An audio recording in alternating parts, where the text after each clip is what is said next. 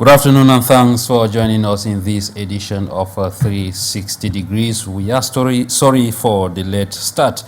To indicate that circulation resumed along the NGAOUNDERE MEIGANGA stretch of road this week after about 4 days of total roadblocks by truck drivers. And of course, today we are looking at the consequences of such actions and with a return to normalcy, what could be the lessons we are drawing from this situation? Plus, this week, particularly December 9, Cameroon joined the world to commemorate the International Day, the Anti-Corruption International Day. And of course, we are asking the questions, what are the strides made as a country this far? What could be the standing challenges that the results may not be forthcoming? And of course, where does the solution in fighting corruption lies? The two will be our focus in today's edition of 360 Degrees as we communion with you for the next 90 minutes. Stay with us.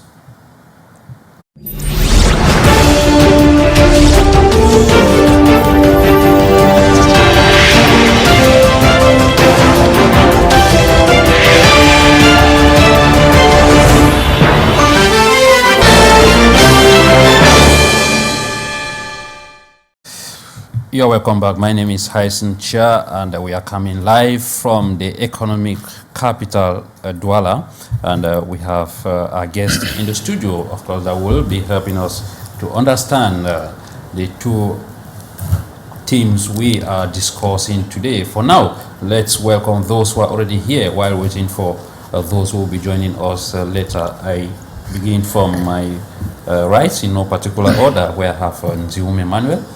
NDIWUM EMMANUEL is a civil society actor. He's not a new face on 360 Degrees. He has always been here when needs be to give his inputs on key subjects. Emmanuel, you're welcome. Yes, thank you very much, Hyncenth, for thinking about us in Douala today and bringing down the program here. It's once again a great pleasure, and I want to extend my greetings to your management for adding more value to the program. Of course, we have new additional 30 minutes, which means that they have been applauding what we have been doing. So I'm extending my greetings to your management, and thank you for having me again. Thank you so very much. We are looking forward towards holidays already?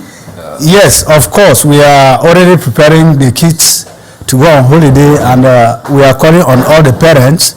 That is a very critical moment. You know, it's December. Yeah.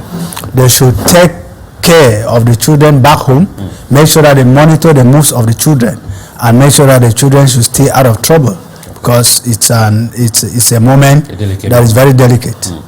Thank you so very much. We have KEDIA Robert. KEDIA Robert is a teacher and he's also a politician, one of those who communicates for the ruling party, the CPDM. Just like NDIWUM EMMANUEL, he's not a new face here. Mr. KEDIA, you're welcome. Greetings to you, greetings to my co-panelists, special greetings to all Cameroonians, special greetings to all members of the forces of law and order that do everything possible to ensure that our sovereignty and law and order is instilled in our nation. Special greetings to all medical doctors that are always there to ensure the health of all Cameroonians. Special greetings to my fellow colleagues, teachers that have always been there to groom up Cameroonians. It's a pleasure to be here. Like NDIWUM EMMANUEL, you are looking forward for 2 weeks holiday break? Of course, as I earlier said, I had to greet my colleagues because the first term, which is the longest term, we did our best, even though during this year we had various crises like teachers that keep on revendicating a better working conditions. Yeah. We also have about a week or two that was actually being disturbed with regards to election and election proclamation that really affected our field. You know, it's not easy for children of primary school and secondary school to go to school within or during that period where security was at the level of the doubt of every parent. And of course, now the result will be out for their first term, because this week that just passed was a week in which I and my colleague were putting in their result into their report card. There are other schools that really had a problem because, you know, first of all, write the test and the sequence, the test and the sequence. And during the week which tests were supposed to be written, that was the week in which we had the post-electoral crisis that really affected these children. So most schools do have difficulties there. There are some teachers that evaluated the children based on class participation. Some did that based on their notes, if they have copied their note and assignment and the rest. And we thank God that we did our best, and we'll be appreciating those that did their best, and those that fail, we'll be encouraging them and giving them hope that there is still a second and third chance for the second term and the third term. Of course, Dr. Ako John Ako is our third panelist on set today. Doc, you're welcome. Yeah, the pleasure is mine. Once more, Hyncenth, and again to millions of your televiewers. Cameroonians have been waiting almost 2 months after the presidential elections, the turmoil, the disturbances, the unrest, and many Cameroonians very unhopeful that the head of state, 43 years in power, unable to change governance, and others with a lot of gossipers and gossiping along the corridors that are not willing to leave power because they think that particular power belongs to them. This week, some ministers celebrated 20 years in office, others are celebrating 18, others 16, and others who say they are still young need more chance. You remember Metro Momo told us that it's just few years he was there, and things that the head of state should give him confidence to continue. That he's just graduating from training. Yeah, just a euphoria that surrounds Cameroon governance, that people should even have a mandate more than that of the President of the Republic. And it is shocking, not like everything is right, all is not well. The tension, one of which was just mentioned, we're talking about the Transporters Union, we're talking of the Motor Riders Union, where one cut his life at the roundabout at Daido, and many it happens like there's nothing. And we continue insisting that the life of many Cameroonians matters, and that even if a single Cameroonian is hurt, the whole republic is hurt. But then, no communique, no official communique from any State Department telling us how and what happened within that incident. Cameroonians still live in total confusion and uncertainty. Are we really governed 43 years after the New Deal?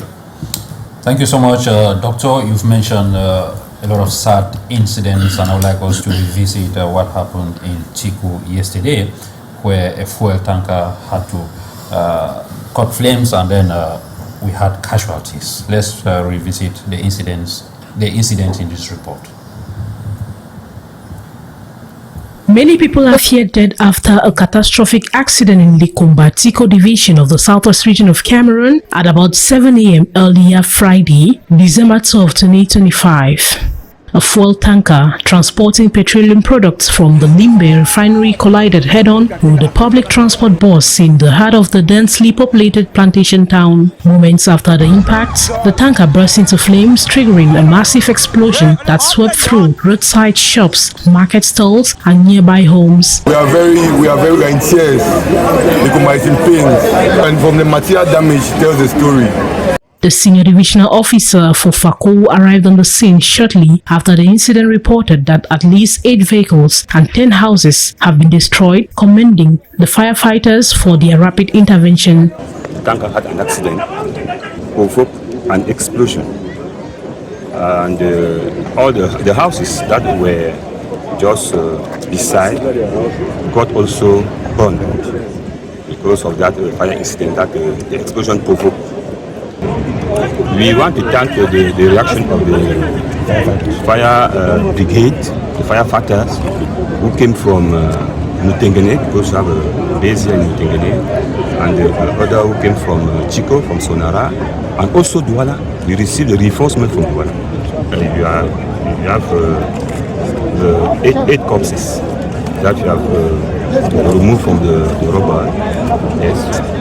Eyewitnesses' accounts of the crash vary, with some blaming excessive speed while others suspect mechanical failure, but many residents fear that the truth that toll could be far higher than early estimates suggest. The explosion paralyzed traffic on both the Douala and Boya ends of the highway, shutting down one of the southwest region's most vital transport corridors.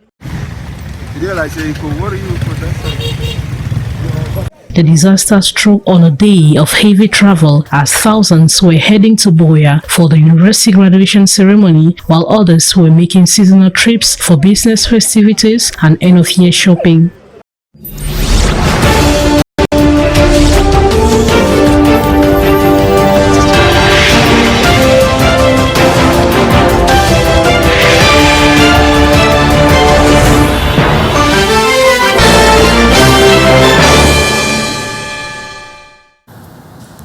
You're welcome back. Gentlemen, you have 1 minute each to comment on that very sad incident. I begin with you, NDIWUM Emmanuel. Yes, it's really sad that every day, I mean every day, 7 days of the week, every blessed day has a sad story in this country, a sad incident. And at one point, like I said in the sister TV, we know that we don't have roads. We know that for 43 years, the president has vehemently refused to make sure that we have the routes that can work to our safety. So our safety as drivers and road users is in our hands. So getting the news of head-on collision in a bad road, for those who are frequenting that route, they should know the state of that road. So it is sad, it has happened. Just like every day, we are talking about this one yesterday. There's another incident that happened in Biame yesterday morning. A police officer going back to take service was butchered in Biame. And later on, 2 people were butchered again. So we are in a country of pain. The pain has become our new nomenclature. So I just think it is end of year and people are very busy. Use the road with a lot of caution. Having at the back of our minds that our roads are death traps. So we can avoid these death traps by being conscious. KEDIA? First of all, say may the souls of those that die rest in peace. Indeed, may peace be upon them. I would like to take this opportunity. We may talk about the situation of the climate. We may talk about the situation of our bad roads.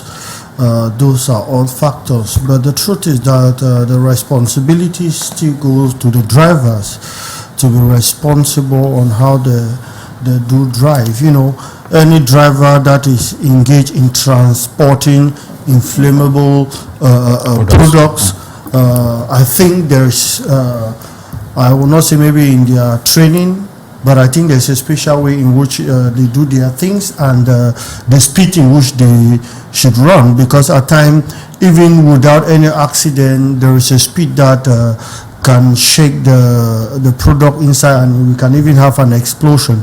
So we call on them to be responsible. Secondly, it has to do with the visit technique of these cars. The question I will ask now is, did this car actually have a visit technique? With investigation, have they struggled to know the last place they went for a visit technique so that we know where the problem was, to know if it's the situation of the car or is the situation caused by the driver?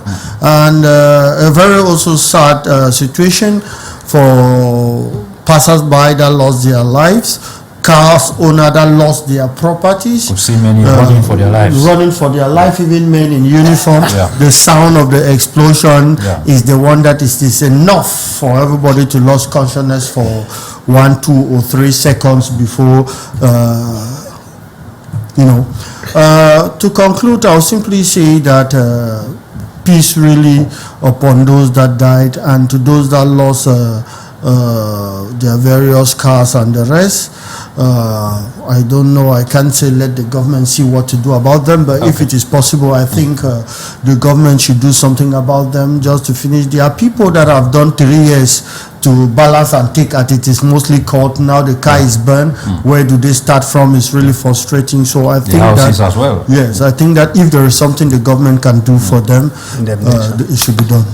Doc, the Nsam Efolan incident is still very fresh in our mind, and when we see things like this, our hearts It is, it's again, I said, it's one of the most appealing situations in Cameroon, and the country that we belong to is over 24 hours after that sad incident. I said, may the souls of all those who departed rest in perfect peace. But then the responsibility comes to those of us who are alive. We are always told that when people die, when we cry, when we shed tears, we are no longer shedding for them because they are not there to feel our pains. But we feel the way ours will equally come. Are we going to prevent this? Can we escape these death traps? Because I said some time ago, last week, I told my fellow Christians that it is festive times. It might be time for the New Deal government and its vampires regime to get blood slaughtered. The word for the sacrifice. The word vampire is to have yes, it is personal to myself, and I believe very strongly that if Cameroonians are conscious, we needed to see the highest statesman to even declare a state of national mourning. I remember when the vice president, former vice president, prime minister, Raila Odinga died in Kenya, a single human being. They had a state of, how can I call, a mourning for over a week. And it is not the first time. It is painful that Cameroonians kept on losing their lives in one incident or another, and it is difficult for us to see the highest state authorities to even condole and respond immediately. I have seen President François Hollande breach the UN summit in New York to be in Mali when he had 2 French soldiers were killed and carried the corpse back to France. Can Cameroonians have pity over the life of the people they govern? So what I say is, when a situation happens like this, the responsibility, yes, Mr. KEDIA is talking of those mobile visit technique and all. I can pray you that I read the book, A No Fault System, written by Professor Ephraim Gwafonde. That accident are permanent, and that accident, we cannot avert them for life. But for those who are there, we need them to have particulars that recognizes. Insurance is compulsory in Cameroon, that when incidents like this happen, the insurance system will come in to compensate accordingly. But when we go on this road, the responsibility of the drivers, the responsibility of those who control road traffic, those who in charge with road prevention, are they aware that some of these cars plying the roads don't even meet the basic necessity of documentation? Yes, that is why the type of njangis they play on this road is the njangi of 1,000 every crossing. So the moment you pay your 1,000, you can ply the road 150 times. And this is what happened. The negligence is not just of the driver, the negligence is that of governance. And that I believe if in other regimes, everybody using the road has an insurance, then Cameroon can behave the same. We wouldn't have been regretting maybe for those who have lost their properties like houses, because an insurance sure system will obviously go to their aid.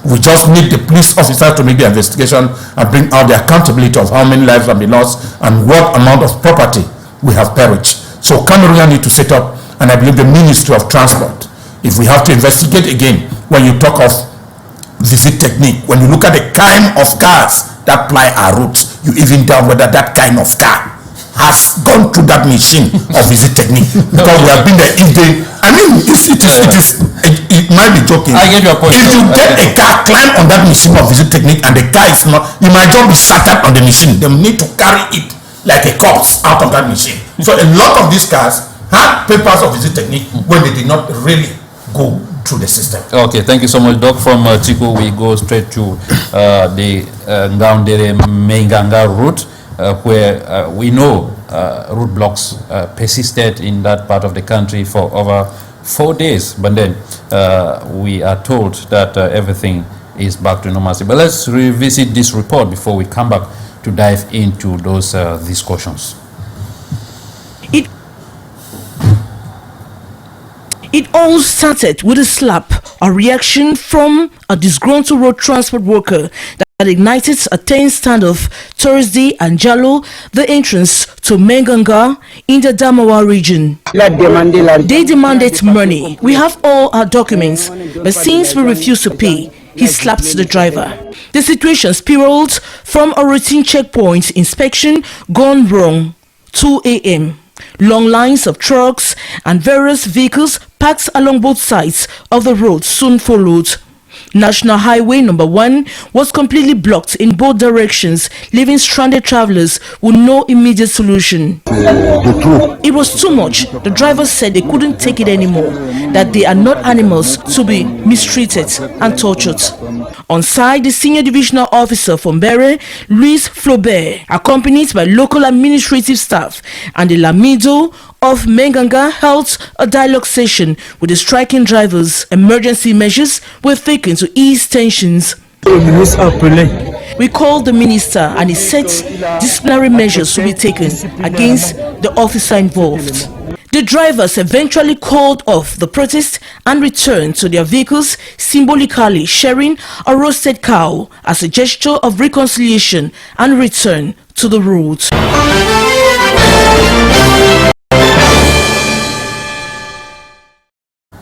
You're welcome back. As we begin the discussions, you will have the opportunity to contribute to our talking points through the number you have on your screen. Just send us a short SMS or WhatsApp message and we'll be able to take your input before the program runs out. NDIWUM Emmanuel, 4 days of road blockage, how did you perceive that action? Thank you very much. I don't know how to put it, but put it the way you can put it, NDIWUM Emmanuel. Like I've been saying, we are sitting on a time bomb, and that time bomb is the kind of administration we have, the governance we have. Just very sad again to say that one of the measures was to kill a cow and share to the people. That demonstrates a regime that has become so obsolete, so obsolete that there is no life idea left in them. There is no solutioning into the massive and plethora of problems that we are having in Cameroon every day. Come to think of it, this is a country that wants to emerge. And you know that to emerge, the economic situation of the country must be improved. Of course. For it to be improved means there must be mobility. And for mobility to be sustained means that transportation must be alive. So who are the actors of this transportation? The drivers. We need to import, we need to export, we need bilateral economic cooperations with our neighboring countries. Like you discover that these drivers are applying the N'Djamena corridor and the rest. Now, their grievances were very legitimate, but once more the dictatorial regime of Mr. Biya in Yaoundé responded in a dictatorial way.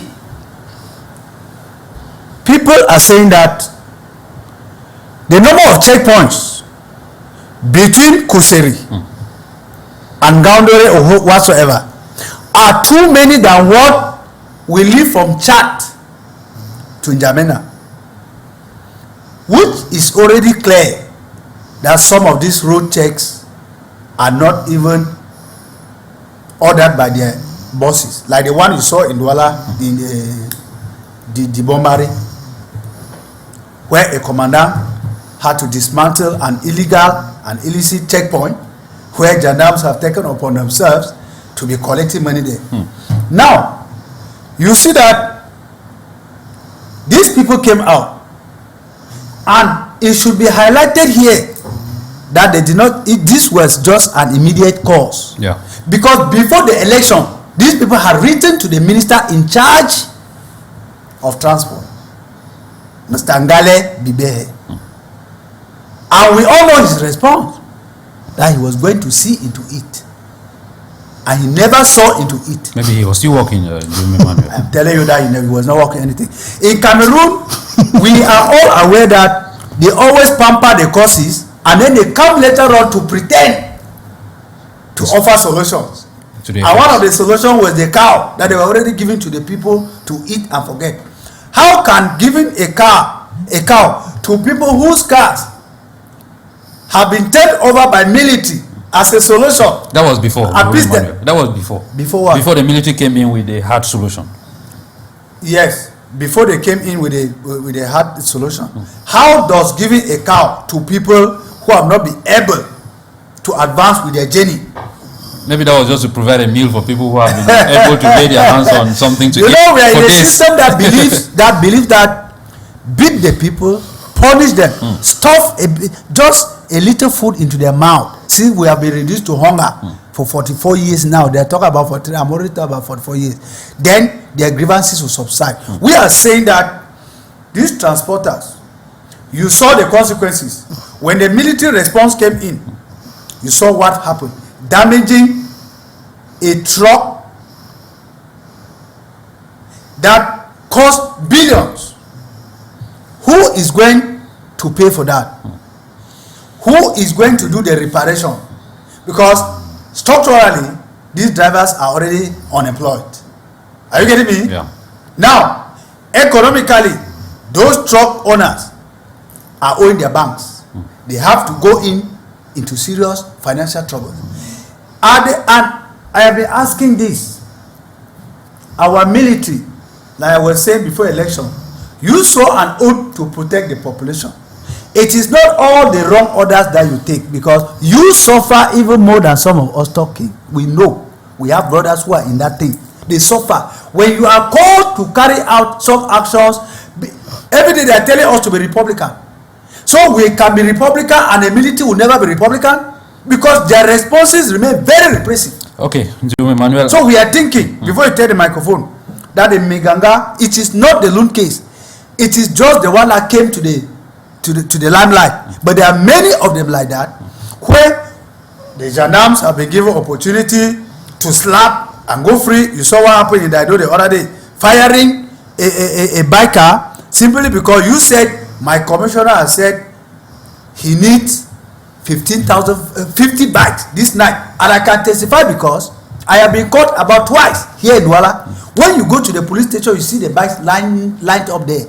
The basic amount you can pay to leave that place is 15,000. So that young man was not lying. And you see an overzealous gendarmeman slapping a transporter. You see, the Cameroonians are in pain. Okay. Thank you so much, Emmanuel. KEDIA, when you look at the causes of the strike action, they are listing harassment from uniform officers, multiple checkpoints, the arrest of some of their collaborators, lack of drivers' convention, and of course the immediate cause, which was a confrontation between a driver and a uniform officer. Don't you think they had a case?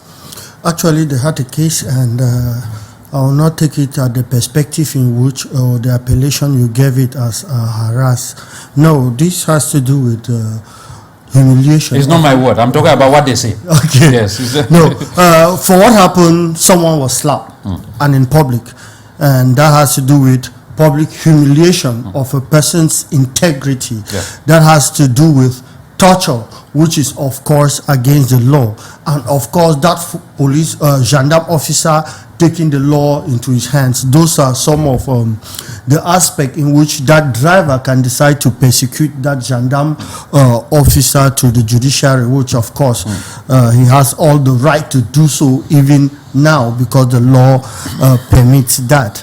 Where the drivers actually having enough reasons to revindicate with their colleague, yes, they had all reasons to revindicate. However, them bringing other revindication to add on that makes it difficult for the system. All institutions, all professions do have problems, and the honest truth is that the government cannot attain to all the problem. I'm still looking for a government that have solved all the problem of all professions in their country. I have not seen. And if they are at that level, they revindicated, I think they should have maybe added 1 or 2 reasons, as taking it as an opportunity. But then bringing many aspects made that difficult for the system. And the situation there is that it almost went political when some started making statements like they are waiting for one person that lost the presidential election to be the one to decide. That made the situation to become political. Secondly, they have their right to revendicate, but I'm one of those that always say this: when you want to revendicate, ensure that you don't violate the right of another person. Yes, you've been slapped. Yes, your job, people are striking, but why block the road for 24 hours, 48 hours and above? 4 days. What about people that were traveling for health situation from the extreme north to the south part of Yaoundé? Yeah. What about pregnant women that were actually traveling? What about maybe women that were on their period that they had to stay with that on them for 2 or 3 days? Those are the various aspects in which I will come in to say that when you are revendicating, it's your right. You have the right to revendicate, but don't violate the right of another person because you want to revendicate your own right. It becomes now what they say: 2 rights don't make a wrong. Yeah. You are legitimate. 2 wrongs don't make it right. Thank you very much. You are revendicating because you're right, but don't violate the right of another person. I believe if they could have just parked their cars beside the roads and said they are not transporting, that could have been enough for the government of Chad to intervene and talk with the government of Cameroon, because what happens along that road with those trucks is what we call trans-interport, where goods are being transported from our seaport to their country. Yeah. It was enough for the government to even sit and talk about it. But going to violate the right of other people, I think that the intervention of the military was just there to prevent the right of other people that were being actually violated. That is my own perspective of seeing it. So when people are revendicating, they should be on their point and stand on what they are revendicating on. To conclude, the sharing of the goat, which we are discussing here, it is a culture in that part of the nation. If this could have been in the northwest, maybe it could have been kola nut that could have been shared, and some white bottle of mimbo being to accept. So there is in the north. I don't think they are into drinking of drinks. So it was not some sort of that is a culture in that part of the nation, which is a sign of oneness. And I appreciate the deal there that first of all went for the dialogue, discuss with the people with megaphones. We saw the president giving their own views. Even though he was rejected, he had to dialogue again with the SDO. The SDO was forced again to go down there, and he was not accepted, and the governor himself has to go there. So I appreciate that level of dialogue that is occurring within the civil administration and the people. But the intervention of the military really have nothing to do with the civil administration. They have their own reasons why they intervene, which has to do with the violation of the right of another people and the politicization of the case, saying that somebody that lost the election is the person they know and he's the only one to come and decide what they should do. That was a match on the sovereignty of the nation, and the military had to intervene. Okay, Dr. Ako, John, can we say they had legitimate claims, but then the approach was wrong, like violating the rights of innocent citizens that were just like traveling from Yaoundé to Ngaoundere or Ngaoundere to Yaoundé?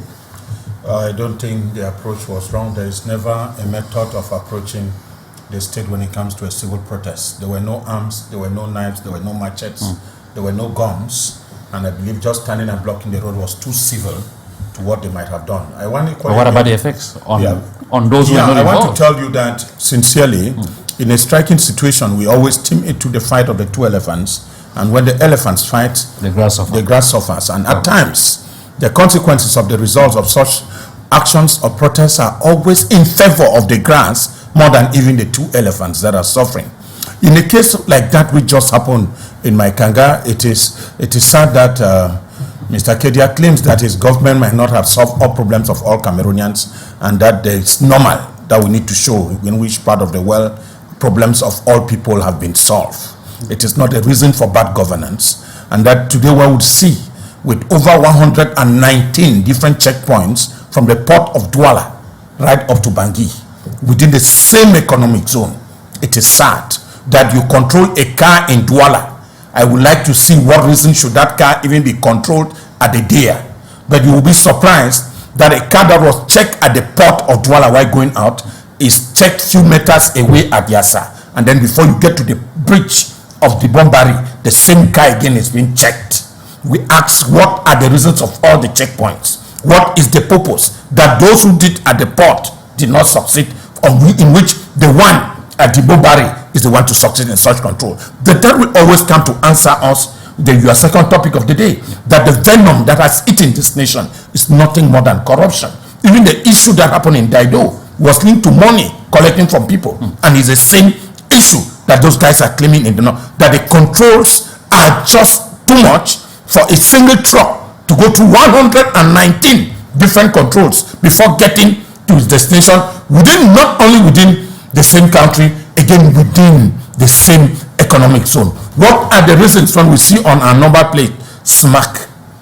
If we're in SMAC, we intend to see that there should be that uniformity, there should be that fluidity, that people should move easily from one part to another. But when we are being stressed again, when you go from the road, I'm talking a simple road like that of Douala to Boya, you will imagine what goes on. That you're in one police station just before maybe the peage. Before you finish peage, get to Misalele, there's another checkpoint. Before you get to Mutengene, there's another checkpoint. You pass Mutengene before you get to my 16, another checkpoint. We ask, what are they checking? And like Emmanuel was saying, at every checkpoint you give something. Yes. That is the reason. That is the motivation. It's official. That is the motivation. It's not official. No, it is. It's It is official. Because we ask and we have been asking, what are those police officers all on the road? What are they standing and doing? The government is aware. Government officials are passing on that point. Except otherwise, the government does not have what it takes to check on this. No, they do.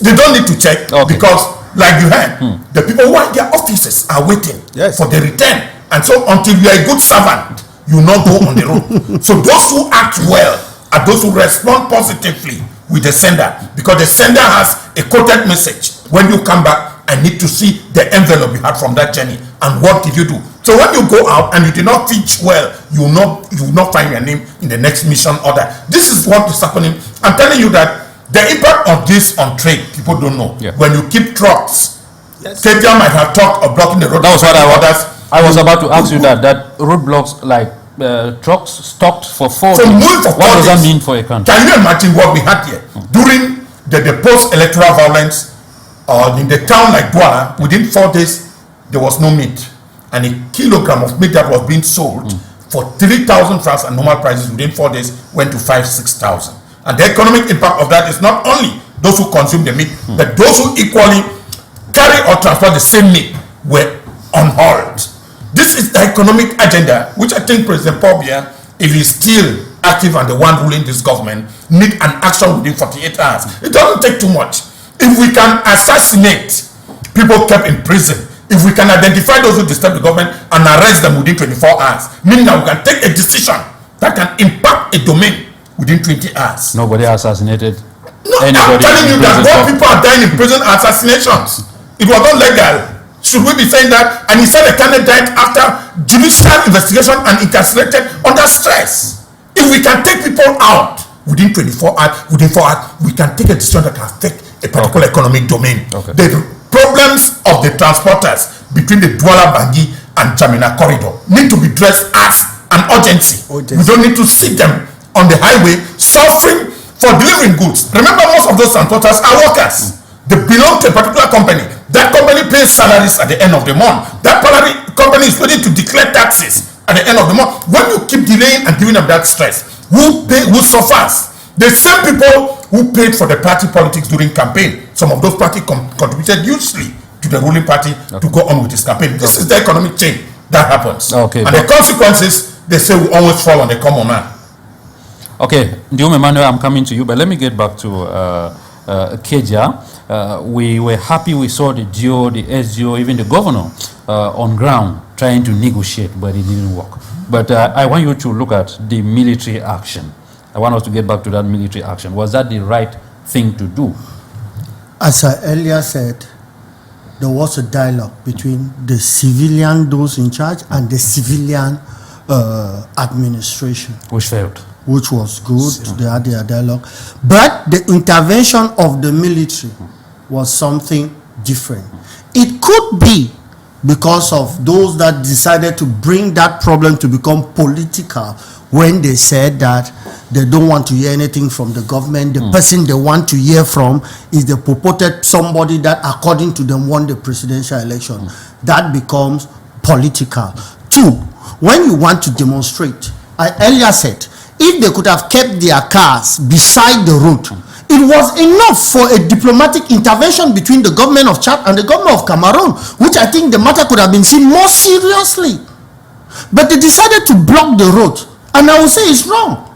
You can strike and your word will be heard, not by depriving the right of another people. So we should not come on this platform and say it openly that if you want to demonstrate your right, demonstrate, and violate the right of other people is correct. I was embarrassed to hear this here.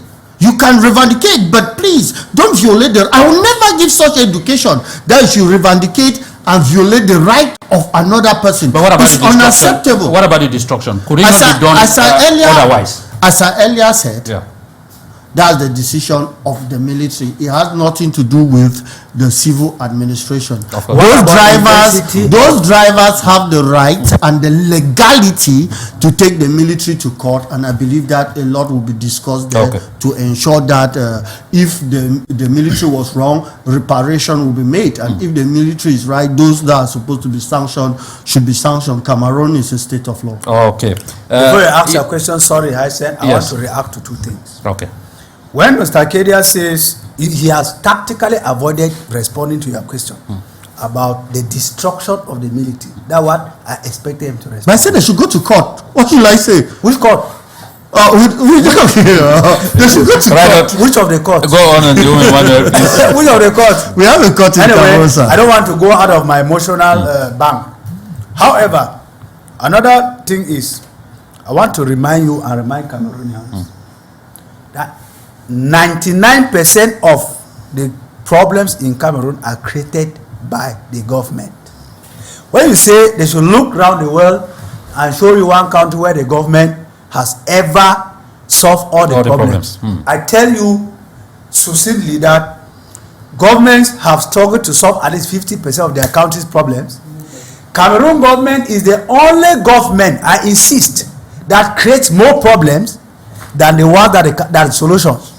This is the only government that is at the disservice of Cameroonians. This government in place, very obsolete, very lazy, that the laziest in the whole world, that creates many problems and they never give solutions. When you say that was a measuring rod. Which measure?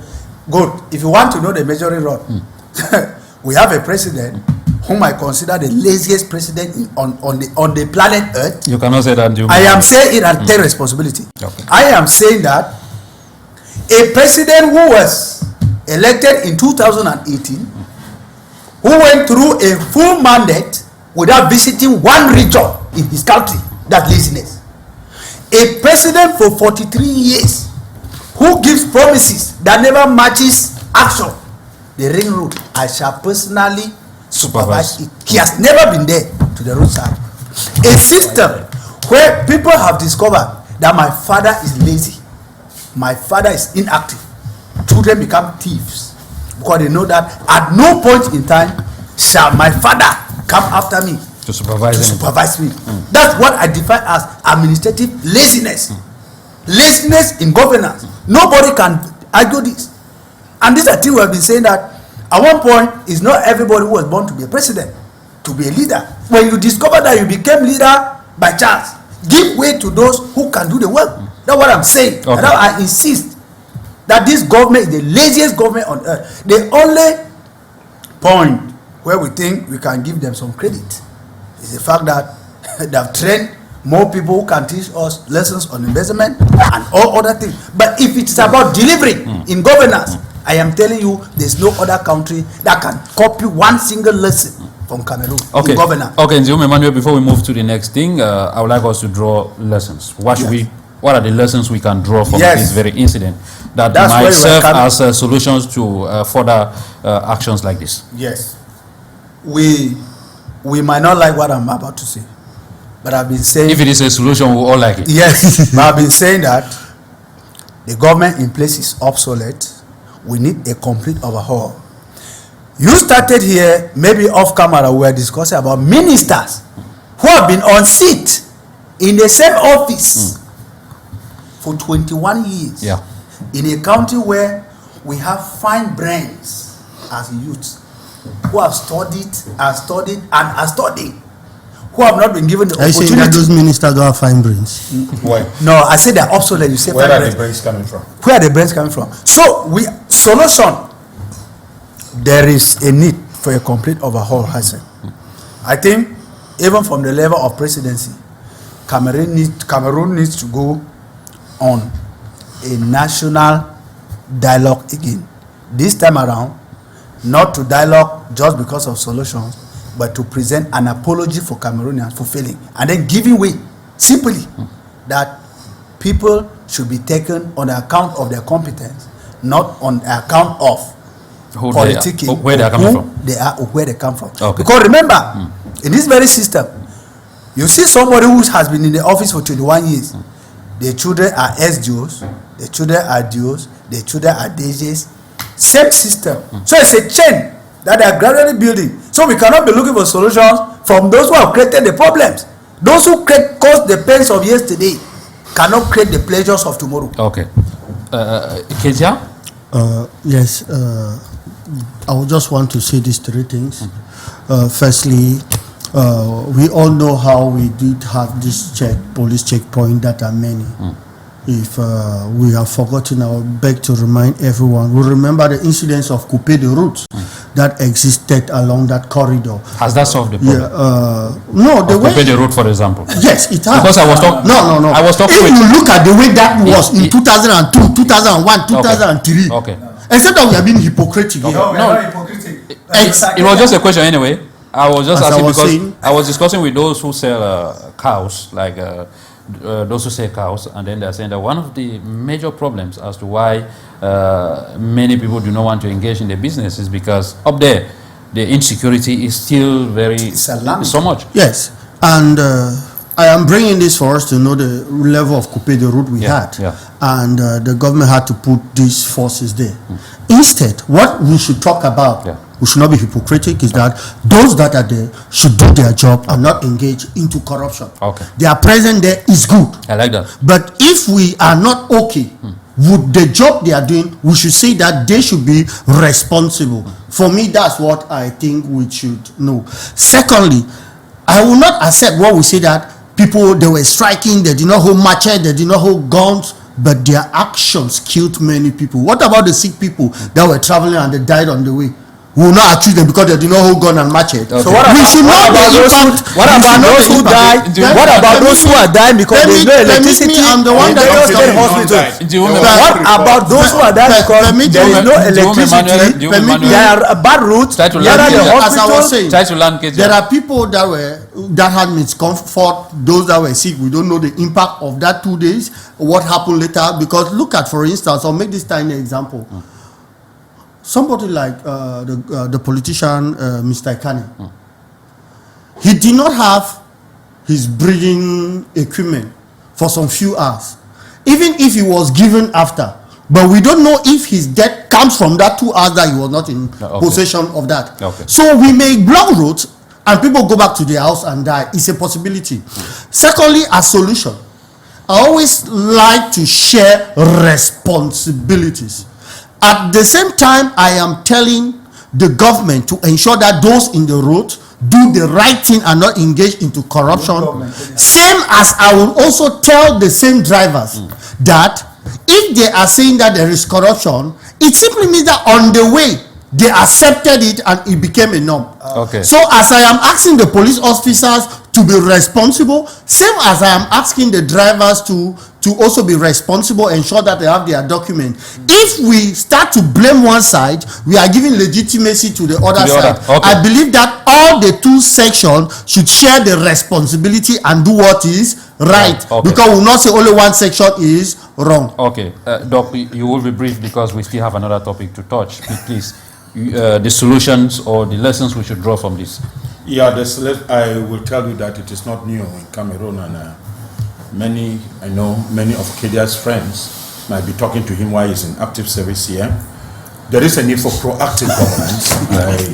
I am very believing that proactive governance has to do with foreseeability of the causes of having such a road. This is a major road linking Cameroon and many other countries, and which means that we need to show example to the rest of the world that Cameroon is a good country. What just happened in MEIGANGA has just dirtied the image of this nation, and we need to be sure that those who are there have the right mindset. Not when you see the action of the military, it gives an indication that they are not even trained to man that particular route, because you might have a response in a situation which never warrants that kind of response. Okay. That's what we talk about proactive governance. Again, there is an issue that the system in place, which is governance, should go by meritocracy and not mediocrates. And we have the fear that Cameroon is today being managed by mediocrates. And a lot of those mediocrates were people who never merited being where they are, or they were surprised being in those positions of authority.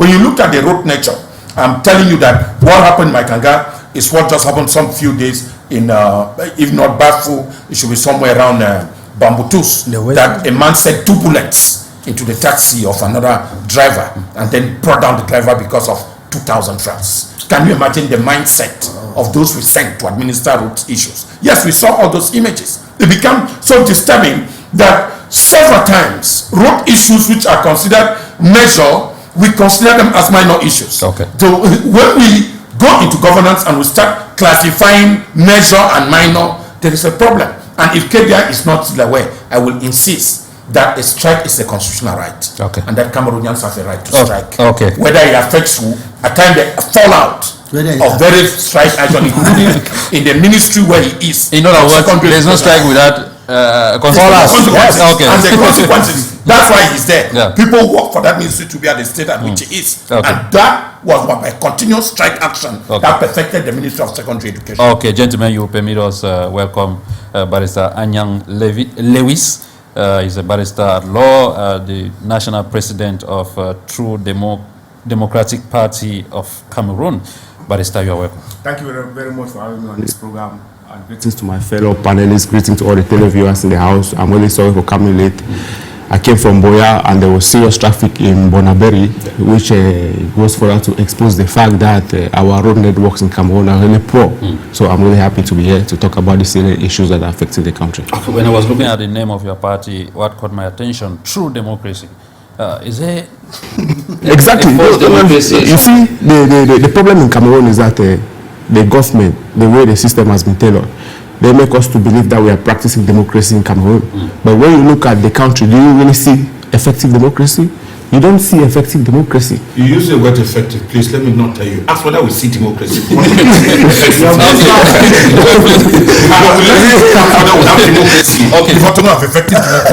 Exactly. What you are saying is very important. You see, when we talk about true democracy, let's just start at the end. You must have presidential term limits. You cannot say you are practicing democracy, then you don't have presidential term limits. Separation of powers, the list goes long. So that's why I came up with that name, True Democratic Party of Cameroon, because at the level of our party, we are fighting to ensure that there is true democracy in Cameroon from top to bottom. Okay. Okay, colleagues can give us just the jingle, and then we move to our next topic of today, which Barrister will surely have more time to talk because he's just coming.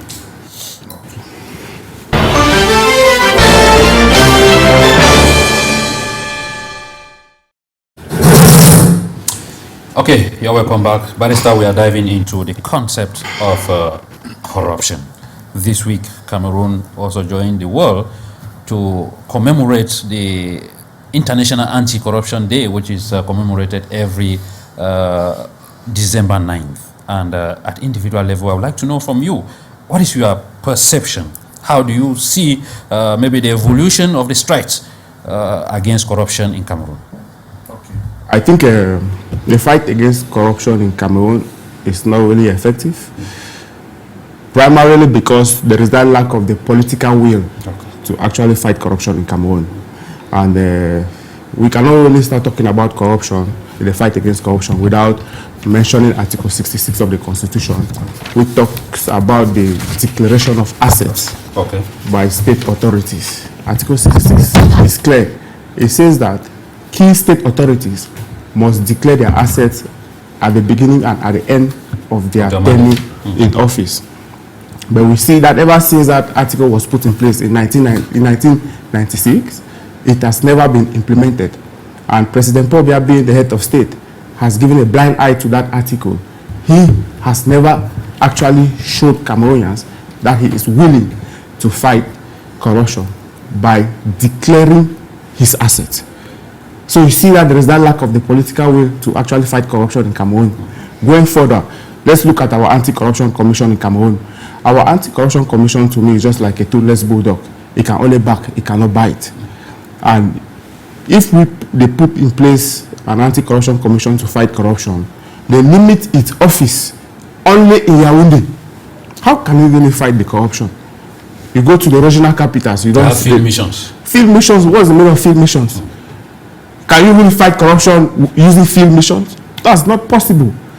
The Anti-Corruption Commission is supposed to have regional offices, divisional offices, and sub-divisional offices, because the government structure in Cameroon starts from the national level, the regional level, divisional level, and the sub-divisional level. In addition, we see that the Anti-Corruption Commission, they don't have the power to prosecute persons who are suspected of having committed acts of corruption. They don't have the power to confiscate properties that have been obtained through corrupt acts. Like, let me bring example, the EFCC in Nigeria. They have the power to seal premises, they have the power to arrest immediately, and they have the power to prosecute. So our Anti-Corruption Commission in Cameroon will never be empowered to fully fight against corruption if they don't have those powers. The power to investigate, the power to prosecute, the power to arrest. Very important. You that are in the courts, how often do you receive corruption cases? You see, the corruption cases in court, like the heart of corruption cases. We want to talk about corruption cases in Cameroon. The heart of it has to do with misappropriation and embezzlement. The Special Criminal Court has been created. The office is in Yaoundé. I mean, the court is in Yaoundé to fight corruption. Only in Yaoundé to entertain matters. Those who are suspected of having embezzled from 50 million and above. What about those who have mismanaged or embezzled below 50 million? What happens to them? So if we go now to the ordinary court, it's difficult to see these cases, because let's not forget, in Cameroon, each year we have the public investment budget that is put in place, and a lot of money is being pumped into the economy through the public contracts for contracts to be executed. Road networks, electricity, water, and all that. Year in, year out, those projects, contracts are being awarded, but we don't see the execution on the ground. Okay. I will be coming back to you, NDIWUM. Emmanuel, what are the personal experiences maybe you go through as far as corruption is concerned lately? Cameroon is the only country where somebody bribes you to show you where you can give real bribe. That's dangerous. Yes. Where you bribe, I say you can give bribe. It is the only country in the world, let me look at my camera, where somebody bribes you to show him where real bribe can be given. It is a country where we must inscribe in the annals of our history and in archives that one of Mr. Biya's greatest achievements has been corruption. It's a legacy. Institutionalized corruption. I mean that when we shall be doing the biography of President Biya one day, I would like to focus on how corruption became his legacy, how embezzlement became, because these things, they move together. Corruption and embezzlement, yes. Bribery, corruption and embezzlement. It's a chain that even the most sophisticated engine saw cannot cut it. It is so strong, so joined to a level where, like I said, even the most sophisticated engine saw cannot put it apart. Imagine a situation of a country where a father bribes the son or the daughter to enter. To enter where? The enter the government. Yes, to enter the government, or government offices. When the daughter or the son is there, he eventually grows up, gets married, and bribes for his own son. Then in-laws, and then friends. You see why I call it a chain of corruption that becomes so difficult to dismantle. All of this, when I say it's a legacy of President Biya, is because he's the author of this corruption. I quite remember some time ago when I was still in secondary school, when people started raising alarm that something was not going right in the public offices, though I am not limiting corruption to public offices, because the private sector has become the worst. In fact, the private sector is taking the lead. You know, in a country where they discover that the leader doesn't care about checks and balances, everybody does what he does and goes free. You have a group of ministers in prison. I am not the one saying it. They are there, and all of this is because of embezzlement and corruption. Those are the unlucky ones. The ones who have actually really embezzled to a level where they come, because to me Cameroon is floating. Those who claim that Cameroon is standing, Cameroon is floating. Those were the unfortunate ones. Because when people started shouting that something was not going right with public funds, the first person who asked who sung the prayer was the president. After who sung the prayer, with his laissez-faire attitude, he permitted them to go on. We understand in 2019, the AFCON was taken off from the hands of Cameroon because stadia across the country were not ready. Why? Because of mismanagement of funds. It finally gave birth to one term, CAN-GATE. At the heart of COVID, that is where I discovered that the consciences of those managing us were long sold and they were owned by the devil. At a period when the whole world was struggling to protect their own citizens, it was when Cameroonian authorities saw in it a fatal opportunity to embezzle money made for coronavirus management in Cameroon. It gave birth to another word, COVID-Gate. The president, in one of his outing, end of year speech, made it clear. That was the year before last.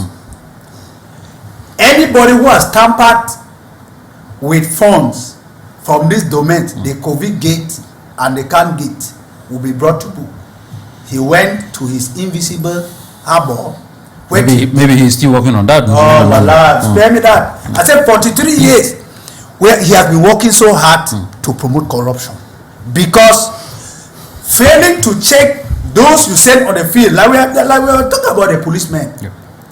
You know, the military corps is the corps that has the highest respect for hierarchy. If you see them behaving down there, they are taking orders from the hierarchy. You should know that. So, in summary, because others have to talk, President Biya has built a system where corruption has become institutionalized. It has become a legacy. It has become a new norm. That is why us as teachers, I assisted in a seminar where 2014, the Ministry of Secondary Education and Basic Education came out with one program, insertion of more civic and moral education into every lesson taught per day. When maybe I'm teaching mathematics, take for example, I'm teaching shopping. I need to tell the children, if a papa sends you to the market to go and buy and they give you 10,000, make sure that you don't inflate the price to come back with a different change and put half in your pocket. That's a moral value. Yeah. But in Mr. Bia's government, it is been observed, a pen that is bought for 100 francs, this pen, I'm telling you that in their budget, this pen will cost 10,000. And nobody will question it. Have you seen the budget, NGAOUNDERE, Emmanuel?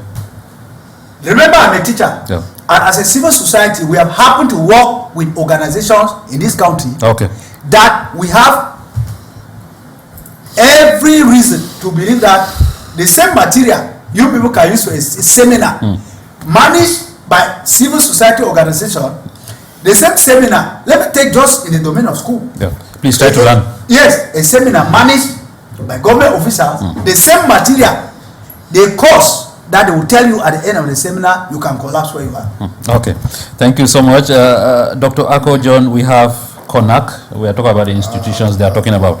We have CONAC. We have the Supreme State Audit.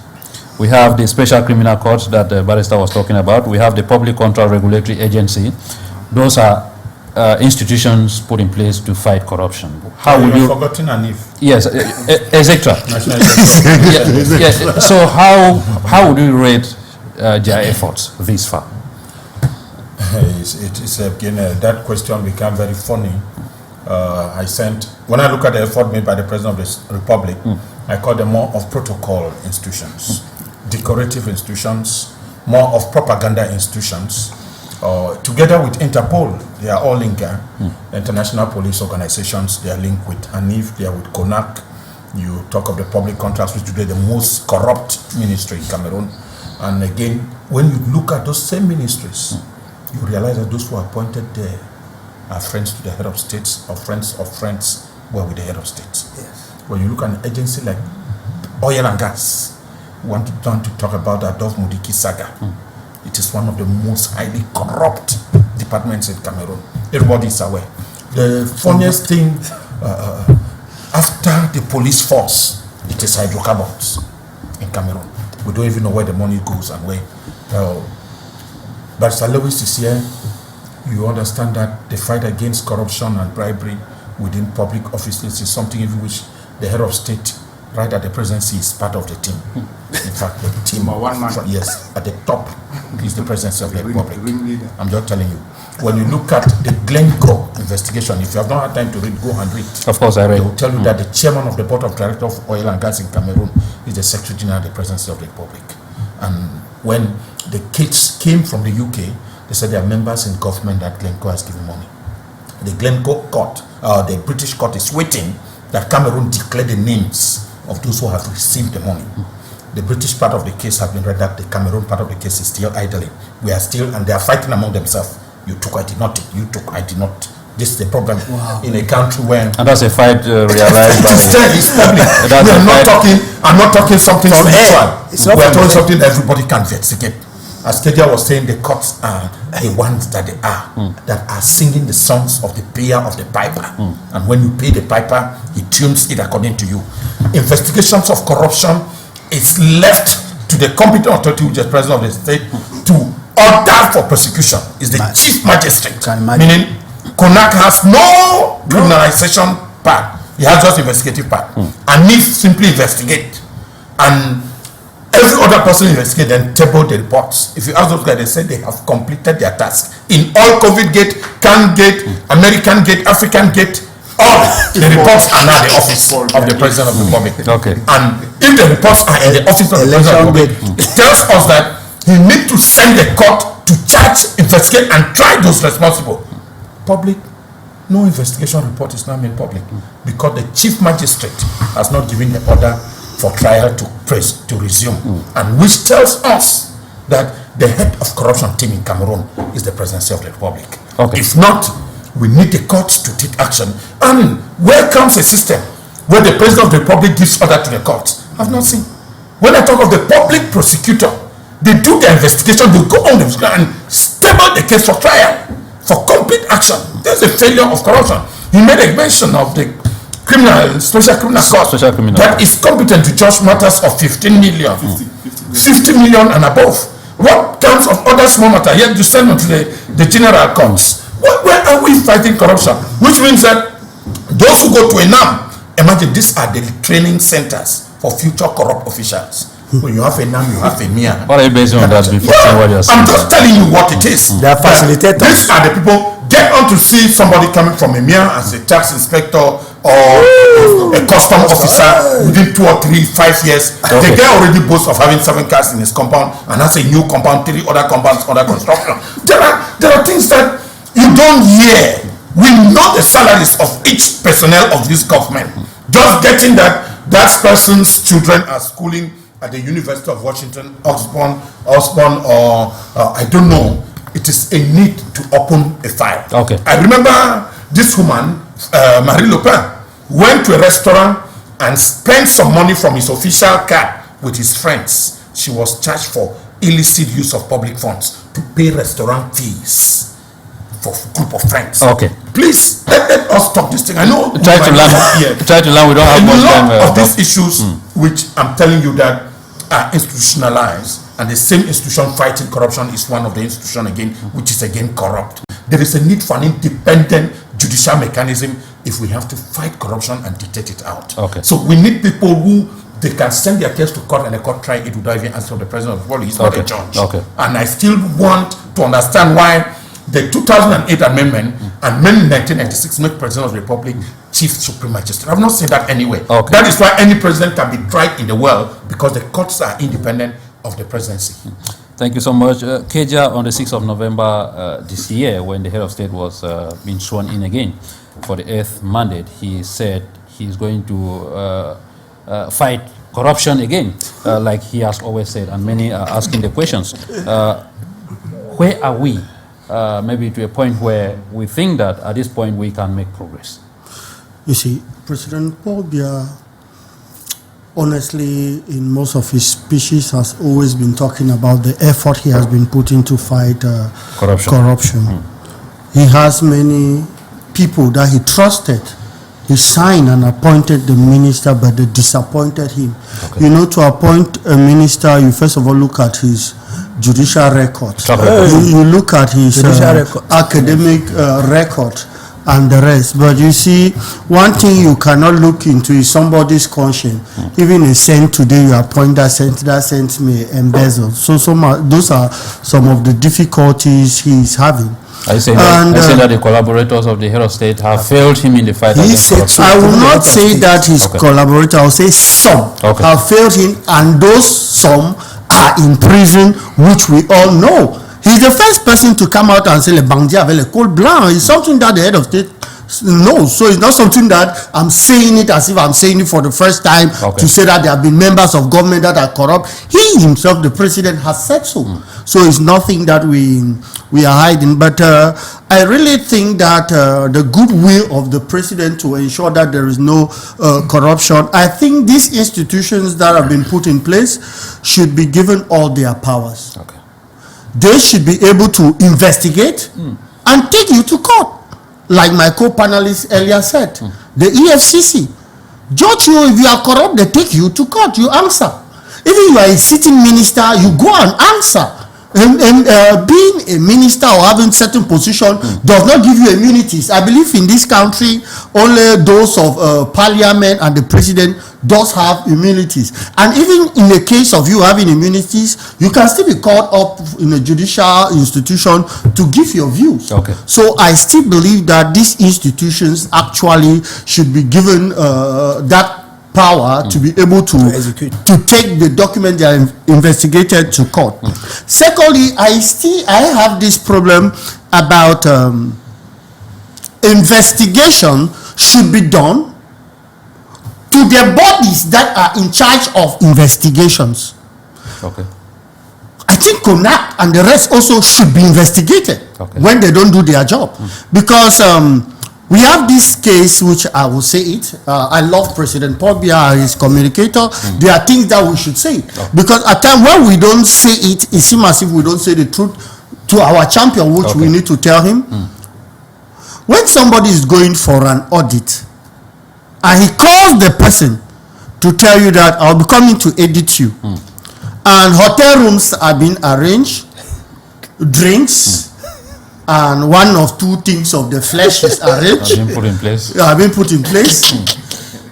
I ask myself if that person is actually going for an audit or not. Those are the things that we should be put in place. I think for an audit to be done, you just go there. Impromptu. We have principals that have been announced that they announced to them that we are coming, and I don't see that actually being the right thing, of course, to be done. So I still think that those bodies are supposed to be investigated to ensure that they do their job. Because at times it happens that some of them are being corrupt, so each of them is supposed to, investigate within themselves. And also we have this to finish when it comes to civic education about corruption. We have those that give the money and we have those that receive. It takes two or more. It takes two or more to get corrupt. And as we are accusing those that are in power, why do we accuse them more?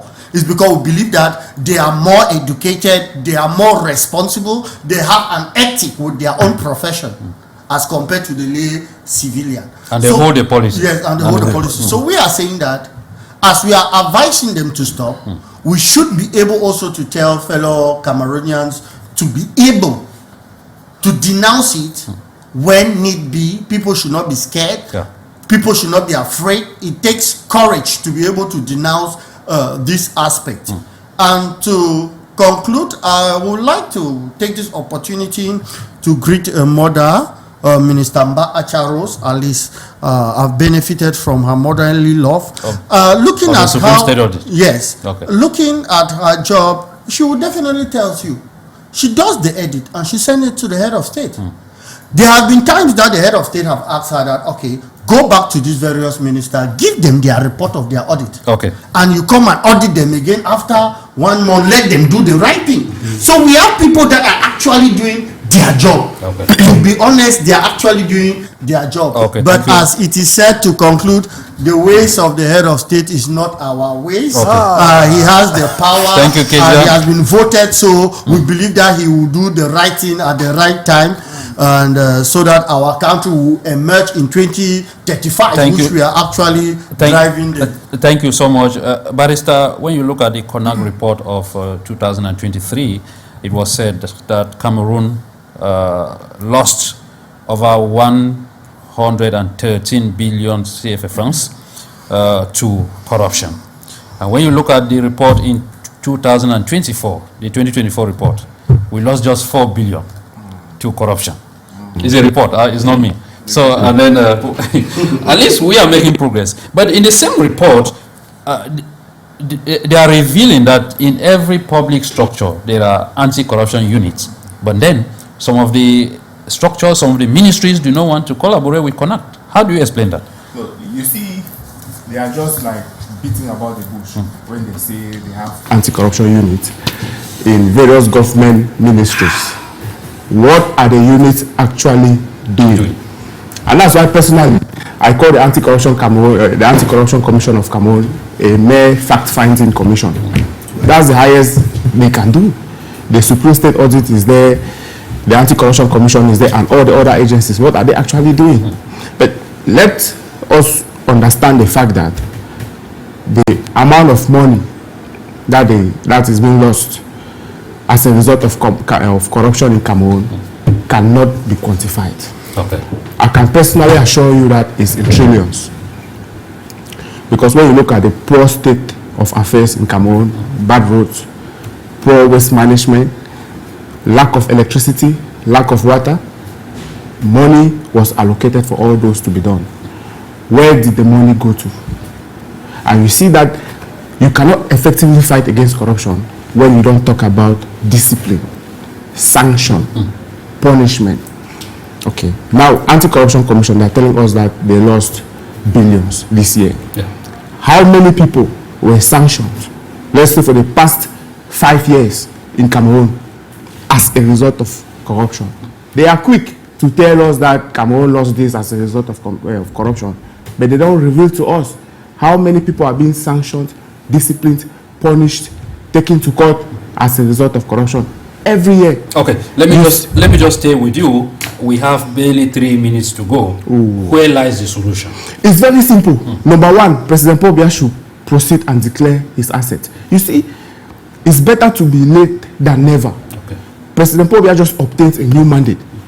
And based on Article 66, you are supposed to declare your assets at the beginning and at the end of your tenure in office. So he just obtained that office. He should proceed and declare his assets, and he should move further.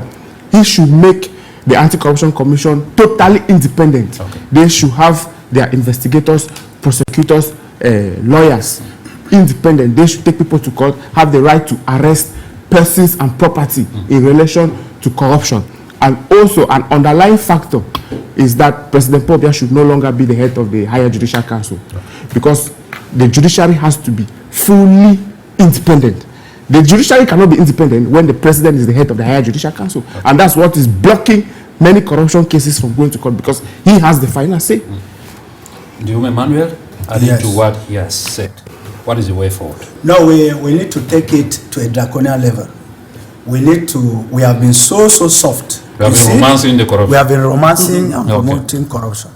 So I want to think that, contrary to what my brother there, KEDIA, said, CONAC should be investigated.